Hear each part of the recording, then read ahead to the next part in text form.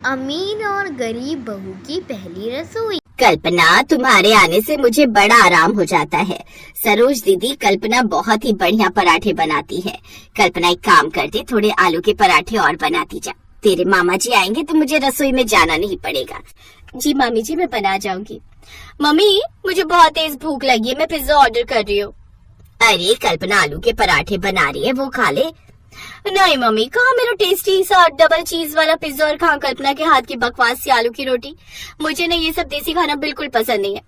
ठीक है, मत बना मत खा, मैं तुझे कौन सा कहती हूँ कि तू रसोई में काम कर। सरोज दीदी, वो मैं कह रही थी, मटर और साग आया हुआ है, तुम मटर छील कर रख दो और साग की सफाई कर देना। हाँ हाँ भाभी, क्यों नहीं, मैं भी कर देती हूँ।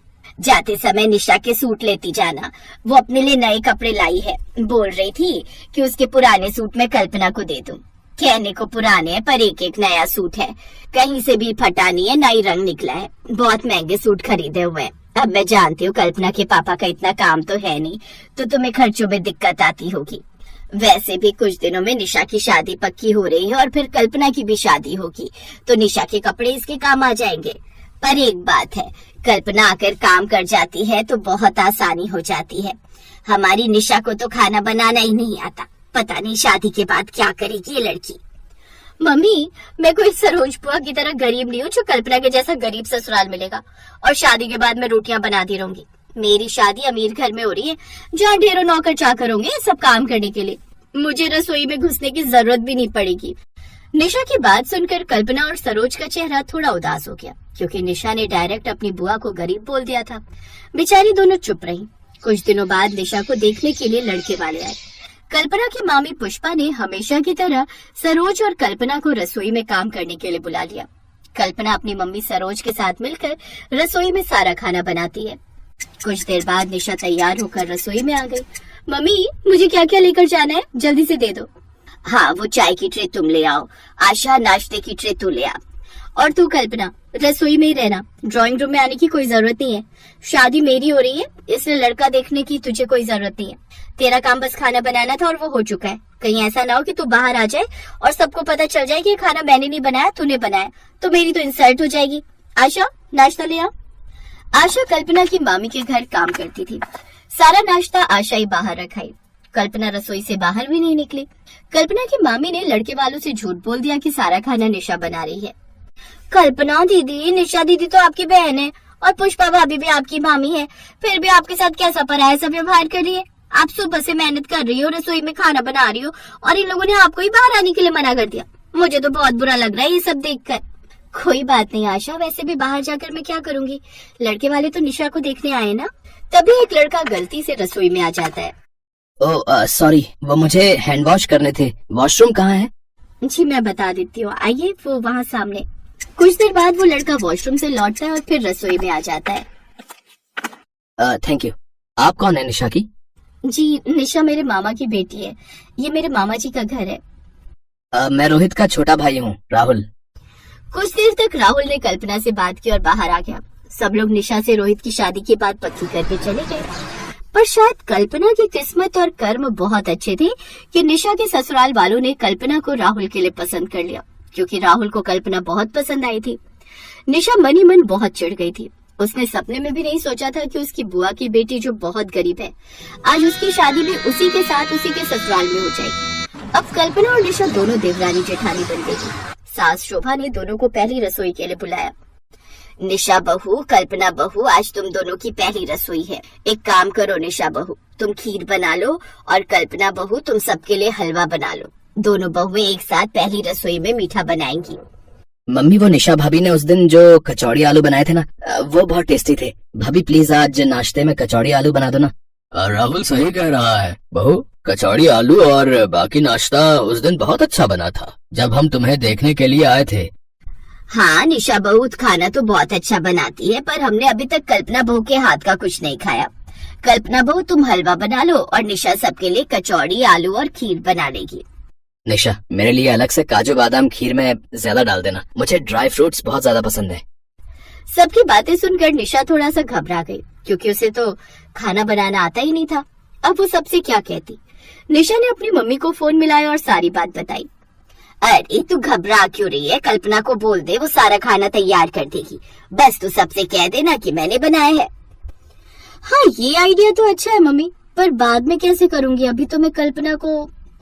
तभी कल्पना ने निशा के कंधे पर हाथ रखा और बोली, निशा टेंशन मत लो, जैसे मैं शादी से पहले मामी जी की मदद करती थी, आज तुम्हारी भी मदद करूंगी। कचौड़ी, आलू और खीर मैं बना दूंगी, तुम सबको खिला देना। निशा की मामी दूसरी तरफ फोन पर सारी बात सुन रही थी। निशा ने फोन रख दिया और कल्पना सारा खाना बनाने लगी। कुछ देर बाद सारा खाना बनकर तैयार हो गया। निशा कचौड़ी, आलू और खीर लेकर आ गई और कल्पना हलवा लेकर आई। सबने खाने की बहुत तारीफ की, पर निशा सबकी बातें सुनकर हैरान रह गई। कल्पना बहू, कचौड़ी, आलू, खीर, हलवा सब कुछ बहुत अच्छा बना है। सचमुच तुम्हारे हाथों में तो अन्नपूर्णा माता का वास है। तुम खाना बहुत बढ़िया बनाती हो, सब कुछ परफेक्ट स्वाद वाला है। पर कचौड़ी, आलू और खीर तो कल्पना ने बनाया है। हम जानते हैं बहू, तुम्हें खाना बनाना नहीं आता, तुम्हें केवल अपनी प्रशंसा बटोरनी आती है। हमें राहुल ने पहले ही सब कुछ बता दिया था। राहुल जानता था कि जब हम तुम्हें देखने आए थे तब सारा खाना कल्पना बना रही थी। राहुल ने रसोई में उस दिन तुम्हारी और कल्पना की सारी बातें सुन ली थी। कल्पना ने तुम्हें एक शब्द पलट कर नहीं बोला था। उसकी यही अच्छाई राहुल को पसंद आई और उसने घर आकर हमसे बात की। निशा, अभी भी समय है, कल्पना से प्रेम से रहो। रिश्तों में प्यार होना बहुत जरूरी है। कल्पना देखो तुम्हारे लिए कितना अच्छा सोचती है और तुम हो कि उसकी अच्छाई का फायदा उठाती हो। अब कल से तुम भी खाना बनाना सीखोगी। ये अलग बात है कि हमारे घर में हेल्प करने के लिए बहुत से नौकर चाकर हैं, पर खाना बनाना एक कला है जो हर किसी को सीखनी चाहिए। मैं उम्मीद रखूंगी कि आज के बाद तुम अपने स्वभाव को बदलोगी। निशा का चेहरा शर्म से झुक गया। कल्पना की आंखों में खुशी के आंसू थे। आज उसे सबके सामने वो सम्मान मिला था जिसकी वो हमेशा से हकदार थी।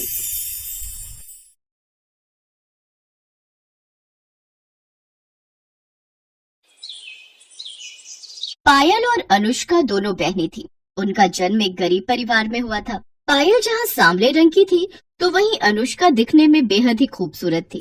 दोनों बहनें जवान हुई। अनुष्का तेज तर्रार, मॉडर्न और सुंदर लड़की थी, इसलिए अमीर घर के लड़के ने उसे पसंद कर लिया। तो वहीं पायल की शादी एक गरीब परिवार में हो गई। पायल ढेरों अरमान मन में संजोए अपने ससुराल आई, लेकिन ईंट गारे से बना ढांचा ही अब उसका घर था।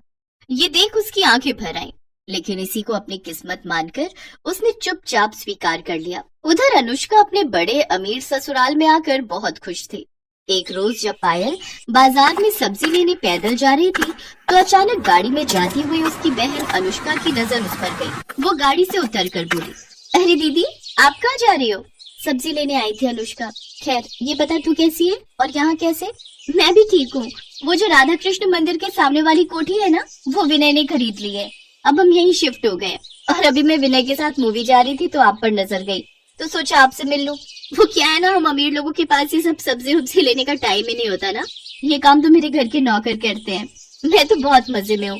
अच्छा, मैं चलती हूँ, मुझे लेट हो रहा है। वैसे आप कहाँ रहती है?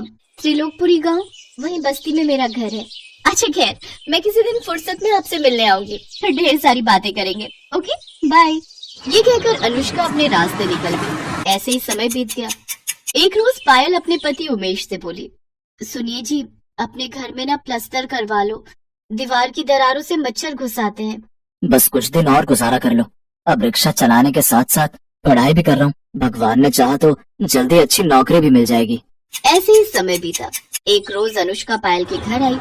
शॉर्ट ड्रेस, आंखों में चश्मा, हाई हील और हाथ में ढेर सारे गिफ्ट्स लेकर जब वो अपनी कार से उतरी तो सभी आस पड़ोस के लोग उसे देखते रहे। यहाँ तक कि उसकी खुद की बहन पायल भी उसे पहचान नहीं पाई। अरे अनुष्का, तू? बाप रे, तेरा तो स्टाइल ही बदल गया। अब क्या करे दीदी, अमीरों का तो यही लाइफस्टाइल होता है। अच्छा, अब क्या यहाँ दरवाजे पर ही बातें करोगी? चलो अब मुझे अंदर आने दो, मैं भी तो देखूं तुम्हारे महल को। अनुष्का उसके घर के अंदर आती है तो चारों ओर से उसकी ईंट की चार दीवारी को ही देखती रह जाती है। फिर पायल के हाथों में तरह तरह की मिठाइयों के डिब्बे और ढेर सारे गिफ्ट देती है। फिर कुछ देर बाद पायल पानी लेकर आई। उसकी सांस फूली हुई थी। दीदी, कहाँ चली गई थी पानी लेने? आपकी सांस फूली हुई है। गली के बाहर जो सरकारी नल है ना, वहीं से लाई हूँ। सरकारी नल से? ना बाबा ना, मैं नहीं पीऊंगी, कहीं मेरा पेट खराब हो गया तो। अच्छा वैसे यहाँ अजीब सी बदबू क्यों आ रही है? वो मैंने सुबह लिपाई की थी ना, तो थोड़ी गोबर और मिट्टी की महक तो आएगी ही। यू गोबर, छी! मेरे घर में तो ग्रेनाइट पत्थर लगा हुआ है, वो भी महंगे वाला। अच्छा मैं चलती हूँ। अनुष्का, तू पहली बार अपनी बहन के ससुराल आई है, चाय तो पी कर जा। चाय? अब इस गोबर वाले घर में कुछ भी पीने की इच्छा नहीं हो रही। नहीं नहीं, रहने दो दीदी, मैंने चाय पीना छोड़ दिया, अब तो मैं सिर्फ केसर पिसने वाले दूध ही पीती हूँ। अच्छा मैं आपको ना, मेरे यहाँ संडे पार्टी भी है, उसका इनविटेशन देने आई थी, आपको आना है, ओके? इसी बहाने आप मेरा ससुराल भी देख लोगी। ये कहकर अनुष्का वहाँ से चली जाती है। उसके जाने के बाद पायल वो डब्बे खोलती है तो उसमें बहुत सारा खाने का सामान था। अब वो परेशान थी कि जब वो अनुष्का के घर जाएगी तो क्या लेकर जाएगी। शाम को उमेश घर आया तो वो बोला, पायल, अमीरों और गरीबों के लाइफस्टाइल में बहुत फर्क होता है, और वो अमीर है और हम गरीब, उनके जैसी हैसियत नहीं है हमारी। ऐसे ही दिन बीत गए। पायल को चिंता सताने लगी कि वो अनुष्का के यहाँ क्या लेकर जाएगी। फिर उसे ख्याल आया कि अनुष्का को उसके हाथ के आटे के लड्डू बेहद पसंद है। वो जल्दी से आटे के लड्डू बना लेती है और फिर अगले दिन उन्हें लेकर अनुष्का के घर पहुंच जाती है, जहां वो देखती है कि अनुष्का अपने शीश महल जैसे घर में आराम से बड़े से सोफे पर बैठी है। उसकी ठाट बाट देखकर पायल हैरान रह गई। पायल ने अनुष्का को पुकारा। अनुष्का ने उसकी ओर देखा तो वो गुस्से से भड़क गई। ओफो दीदी, मैं जानती हूँ कि तुम गरीब हो, लेकिन कम से कम तुम्हें इतना तो पता होना चाहिए कि अमीर लोगों के घर कैसे बनकर जाना चाहिए। अरे कम से कम एक जोड़ी नए कपड़े ही खरीद लेती। तुमसे अच्छी तो हमारी एक काम वाली लग रही है। तभी वहाँ अनुष्का के ससुराल वाले भी आ गए। अनुष्का, मैं तुम्हारे लिए अपने हाथों से आटे के लड्डू बनाकर लेकर आई थी। पहले बात अलग थी दीदी, अब मैं अमीर खानदान में आ गई हूँ, जाओ यहाँ से। अब मेरे यहाँ तभी आना जब तुम्हारा ये गरीबी वाला लाइफस्टाइल बदल जाए। बहू, क्या जरूरत थी गरीब लोगों को पार्टी में बुलाने की? अनुष्का, तुम तो इनके यहाँ कितना कुछ लेकर गई थी और ये बेकार से लड्डू लेकर आई हैं। अपनी बेइज्जती देखकर पायल रोते हुए वहाँ से चली जाती है। ऐसे ही 3 साल बीत गए। दोनों बहनों की डिलीवरी होने वाली थी। पायल को उमेश जल्दी से पास के सरकारी अस्पताल में ले जाता है, तो वहीं दूसरी तरफ अनुष्का को विनय एक महंगे प्राइवेट अस्पताल में ले जाने लगता है।